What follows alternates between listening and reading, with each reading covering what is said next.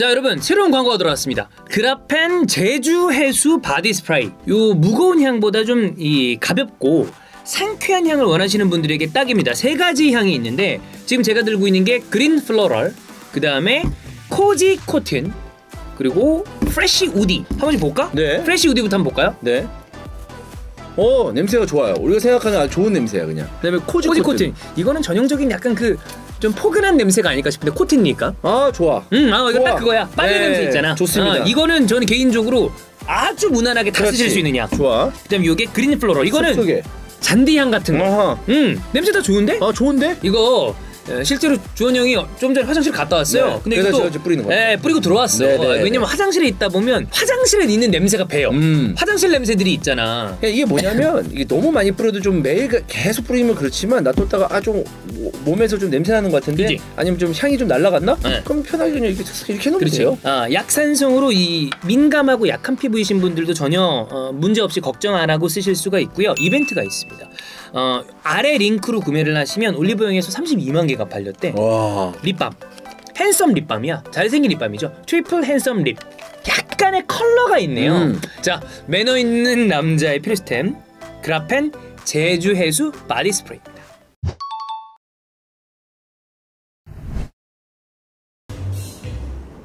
잘 좀 못 뿌리냐고?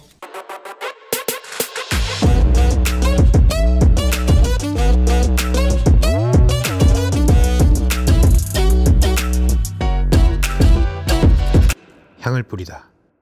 제주 10월의 바디 스프레이 그라펜.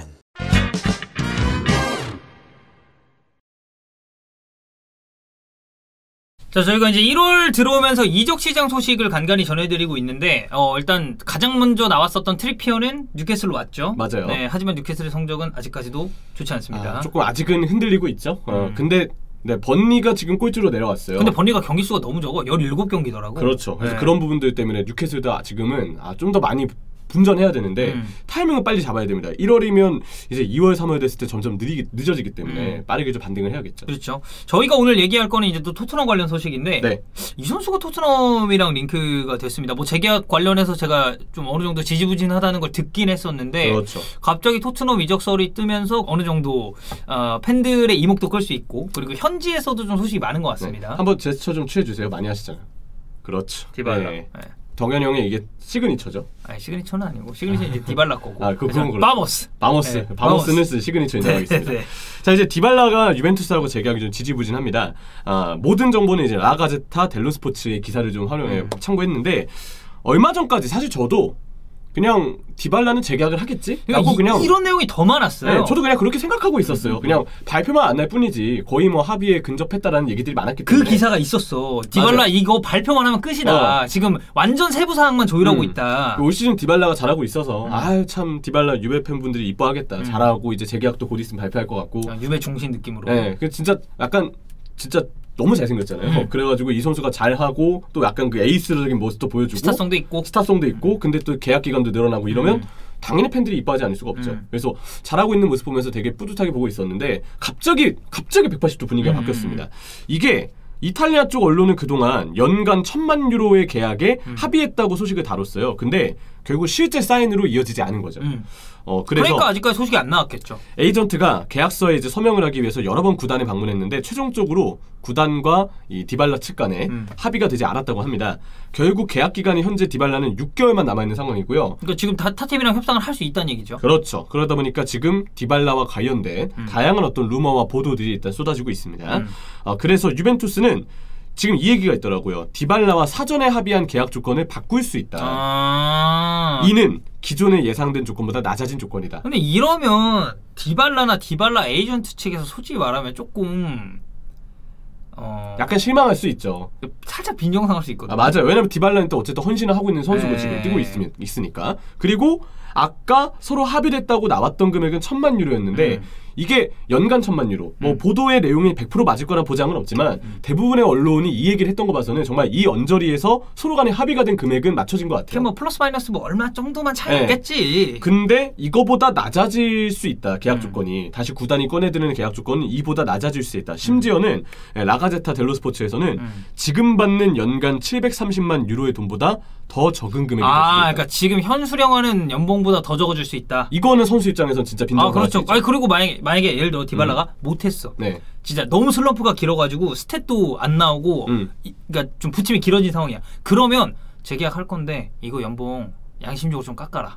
이렇게 얘기를 할 수는 있겠죠. 그렇게 해서 너 마음에 안 들면 나가든지 말든지 해 라고 하면 되는 거예요. 근데 지금 디발라는 잘하고 있고 그런데도 불구하고 지금의 조건보다도 낮은 금액으로 재계약 제의가 새롭게 올 수 있다.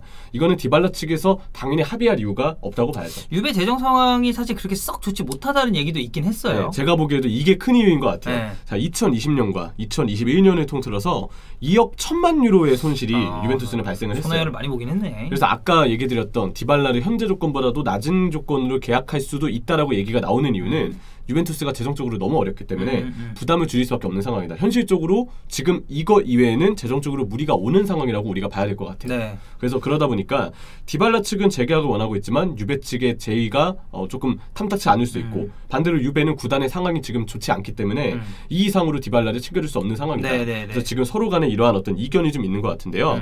유벤투스의 CEO인 마우리치오 아리바베네가 최근에 이제 인터뷰를 했습니다. 디발라의 에이전트와 2월에 협상할 예정이다 라고 일단 얘기를 했는데 유벤투스의 모든 이는 자신의 자리를 쟁취하기 위해 싸워야 한다. 감독, 선수, 코치가 모두가 해당한다.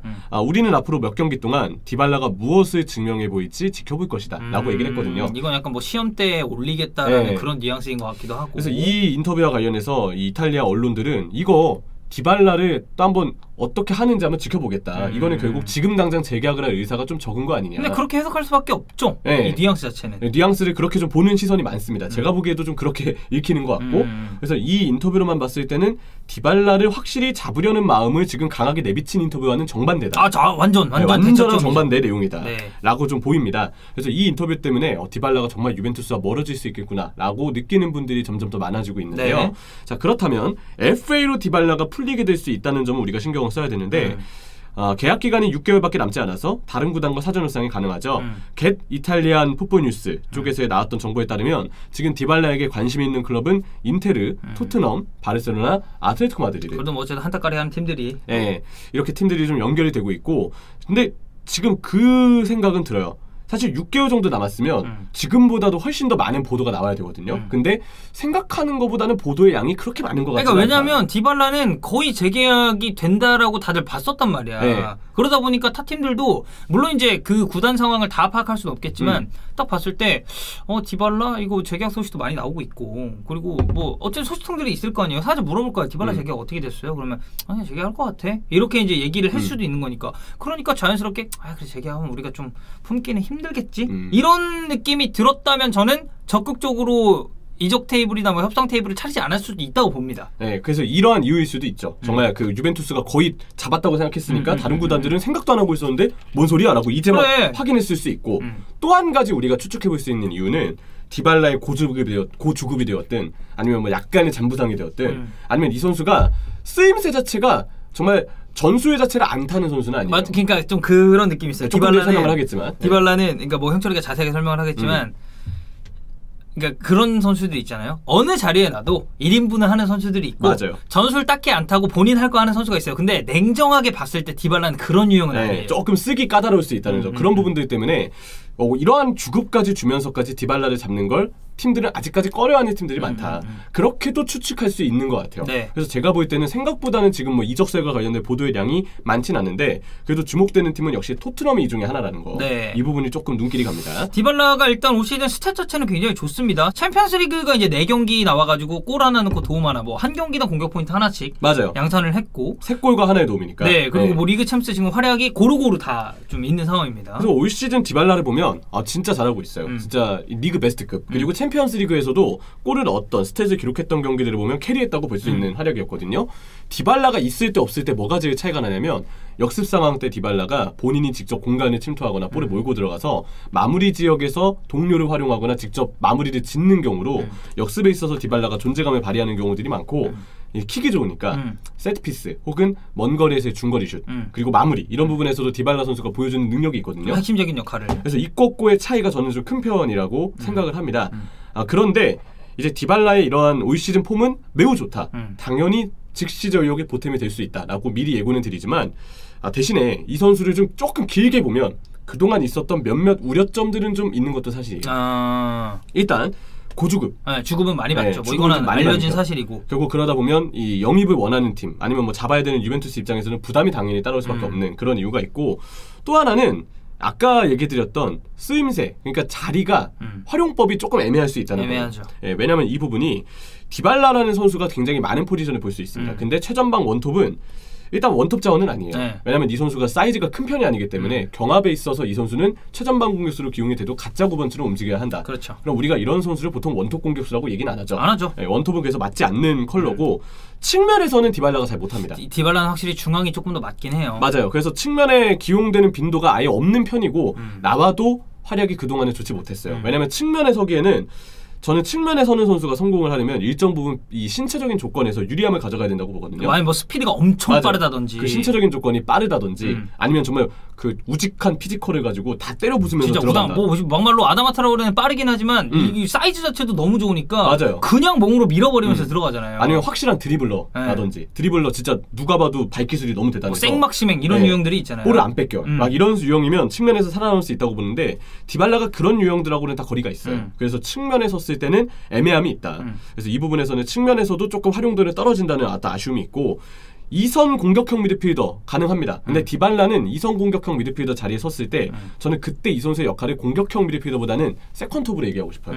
왜냐면 마무리 위주로 움직이기 때문에 아래로 내려와서 마치 플레이메이커처럼 빌드업에 관여되는 이런 유형은 아니거든요. 플레이메이킹에 특화됐다고 보기는 좀 어렵지 않나요? 찬스 메이킹은 가능해요. 마무리 지역에서 동료를 활용하는 키패스 뿌려주고 본인이 직접 마무리까지 하면서 찬스 메이킹과 2선에서 해결사 역할까지는 할 수 있는데 그렇다고 아래로 내려와서 플레이메이킹 역할을 하는 선수냐 그건 아니거든요. 저는 그래서 이 선수는 공미보다는 세컨톱이 맞다. 이런 얘기를 하고 싶은데 그니까 전제 조건이 다 붙죠. 측면이 조금 애매하다. 최전방 원톱 자원은 아니다. 2선 공미로 쓸 수 있는데 플레이메이킹보다는 주로 마무리에 관여되는 일이 많다. 그렇다면 결국 어느 정도 디발라라는 선수에 대한 이 쓰임새 조건이 따라붙는 경우가 있는 거니까 활용도가 쓰임새가 쉬운 편은 아니라는 생각이 들어요. 그러니까 뭐 속도가 엄청 빠른 것도 아니고 피지컬 사이즈가 좋은 것도 아닌데 뭐 완전 이렇게 뭐 또 쓸어 담으면서 또 돌아다니는 유형까지는 많이 뛰는 아니니까. 스타일이 아니니까. 그러니까 엄청난 범위를 커버하는 스타일이 아니죠. 그쵸? 그래서 결국 디발라가 있을 때는 주위 동료가 압박이나 수비 커버에서도 많은 역할을 해야 된다는 건데 이 부분에서도 팀에게 부담을 안기게 됩니다. 그래서 이러한 자리가 조금 애매할 수 있다는 점, 이 부분이 조금 이제 우려점이고 세 번째 우려점은 역시 잔부상이 있다는 부상이 또 없는 선수가 아니니까. 그런 부분들이란 리스크가 있습니다. 자 그렇다면 토트넘하고 지금 링크가 뜨고 있잖아요. 일단 토트넘이 지금 필요한 게 일단 풀백 무조건 사야 되고 윙백은 무조건 사야 되고 그리고 2선 이거 필요한 거 맞아요. 그리고 해리 케인이라는 공격수가 있습니다만 이 공격수에 대한 서브는 어느 정도 안고 가야 됩니다. 저는 이 2선 자리는 그냥 아예 미드필더 전체를 묶고 싶어요. 수비형 미드필더가 되었든 중앙 미드필더가 되었든 공격형 미드필더가 되었든 플레이메이킹 시역이 되는 플레이메이커가 될 수 있는 미드필더는 어디 자리든 보강을 해야 된다. 이 얘기는 하고 싶은데 디발라는 이 구분을 한 기준으로 봤을 때는 저는 공격 자원으로 봐야 될 것 같아요. 왜냐하면 이 선수가 플레이메이커는 아니기 때문에 마무리를 위한 조금 그래서 투톱을 구성할 수 있는 세컨드 스트라이커. 세컨톱. 세컨톱. 투톱이 딱 적합하죠. 원톱은 아무래도 디발라는 부담이 있으니까. 그렇죠. 부담이 있죠. 디발라 본인에게 가해진 압박을 온전하게 혼자 풀어내기는 좀 힘드니까. 그래서 투톱의 세컨톱 아니면 요즘에 이제 감독들이 주로 쓰는 전술 중에 3톱이지만 좌우 윙포워드가 알고 보면 좌우 세컨톱처럼 중앙지향 쪽으로 움직이는 팀들이 그리고 한 선수 뭐 살짝 처진다든지. 콘테가 3-4-2를 쓸 때도 두 명의 이 공격형 미드필더는 약간 세컨톱처럼 뛰잖아요. 윙이 아니고 약간 세컨톱처럼 뛰는데 디발라는 그 역할도 잘할 것 같습니다. 토트넘 전술인 3-4-2-1, 3-5-2 전술에서 디발라의 자리는 있어요. 아까 얘기드린 투톱의 세컨톱 아니면 3-4-2-1의 2의 역할.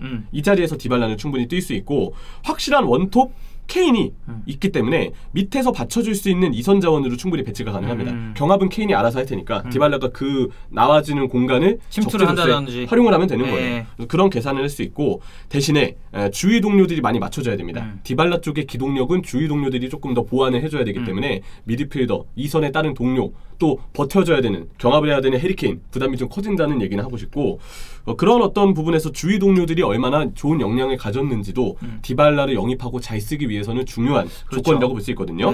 근데 저는 여기서 제 개인적인 사견을 말하면 일단 톱은 버텨주고 미드필더 자리에서는 기동력 그리고 볼 전개, 볼 운반 디발라가 완전 내려와서 경기에 관여되는 스타일이 아니니까 일정 부분 빌드업에서 미드필더들이 본인들이 직접 볼 전개도 해주고 때때로는 운반도 해서 최대한 디발라가 위쪽에서 더 관여될 수 있게끔 보조를 해줘야 돼요. 그렇다면 미드필더가 중요한 거거든요. 솔직히 그런 측면에서 봤을 때는 토트넘이 약점이거든요. 맞아요. 미드필더. 약점이거든요. 미드필더가 아직은 약점이에요. 그러니까 손흥민이 중앙으로 계속 내려오는 거예요. 저희가 그때 손흥민 선수 쭉 설명을 해드리면서 말씀드렸듯이 중앙 한 3선 조금 윗자리까지 내려와서 볼을 운반하고 받아주는 역할이 많아지다 보니까 오히려 이게 손흥민의 장점을 죽인다라고 했잖아요. 저는 만약에 디발라한테 그 역할을 맡겼죠. 그러면 저는 비슷한 느낌이 날 수도 있다고 봅니다. 그렇죠. 아무래도 그러면 디발라 선수를 조금 더 위쪽으로 올리기 위해서 손흥민이 내려오는 빈도가 자칫 많아질 수도 그럴 있겠죠. 수도 있고. 네, 그렇기 때문에 2선의 상황, 3선의 상황을 봤을 때 그냥 지금의 스쿼드에 디발라만 영입되면 조금 팀의 어떤 구성이 애매해질 수는 있을 것이다. 그러니까 많이 뛰는 미드필더는 있어요. 스킵도 그렇고 호이비에르도 그렇고. 근데 이제 윙크스가 사실 지금 어찌 보면 레지스타 역할을 해주고 있는데 여기에 조금 더 퀄리티 있는 미드필더가 저는 있어야 된다고 봅니다. 맞아요. 그래야 볼 배급과 빌드업의 걱정이 덜어지니까. 그래서 디발라와 조금 더 유기적인 시너지를 낼 수 있는 상황이 토트넘 입장에서 만들어 볼 수가 있는 거니까. 그렇죠. 그래서 뭐 콘테 감독이 원한다면 데려올만 하겠죠. 그러면 선수는 이렇게 제가 프로필을 설명드렸지만 감독이 어떻게 쓰느냐에 따라서 사실 굉장히 달라져요. 그리고 나쁜 선수가 아니에요. 저희가 뭐 그 단점을 언급을 했지만 디발라 좋은 선수입니다. 맞아요. 그래서 그렇지 감독이 원한다면 좀 괜찮은 픽일 것 같은데 그렇다면 감독이 정말 원하고 있는지에 대한 내용은 추후에 이제 보도들을 통해서 살펴봐야 되겠죠. 네.